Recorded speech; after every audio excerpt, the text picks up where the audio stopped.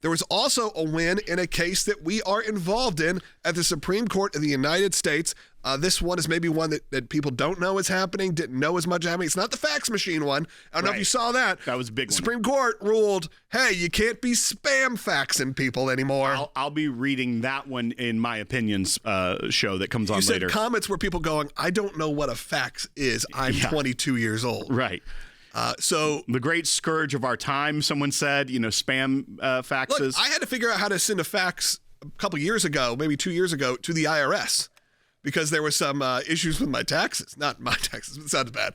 But they needed some documentation. They were like, the only way you could do it is to fax it to us. And I'm like, okay, well, that's going to take me some time. All right, I got to figure out even how to do this. Does anyone even have a phone, a landline? There's so many things. Phone lines are lighting up. But let's talk about this win out of the Supreme Court. Again, not the fax machines. That's right. This is Fuld versus the Palestine Liberation Organization, also known as the PLO, and the Palestinian Authority were involved with this. So what this case was about was some families that were victims of terror from Palestinians were attempting to sue the Palestinian Authority and the PLO because of their pay-to-slay program, where they actually, if you are martyred or if you kill someone, an Israeli, an American, they end up paying, and you go to prison for it or you're martyred, they end up paying your family. They continue to pay you your salary if you're in prison. They actually give you benefits for doing terror. And this is supposed to be the moderate Palestinians, the Palestinian Authority. Not an afterlife benefit. No, like a real life benefit that people are receiving.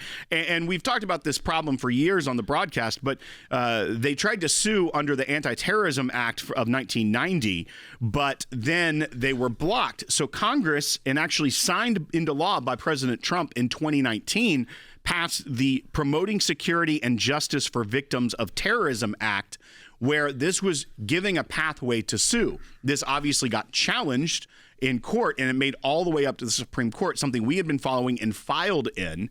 And the Supreme Court held today, unanimously, 9-0. 9-0, that the individuals can sue these organizations. There is jurisdiction here. The U.S. has jurisdiction. Exactly. So that's a great win for the families that are trying to seek justice for their loved ones that were victims of Palestinian terror. We are so excited to announce the ACLJ's brand new app, completely redesigned to provide you with the best tools available to partner with us at the ACLJ.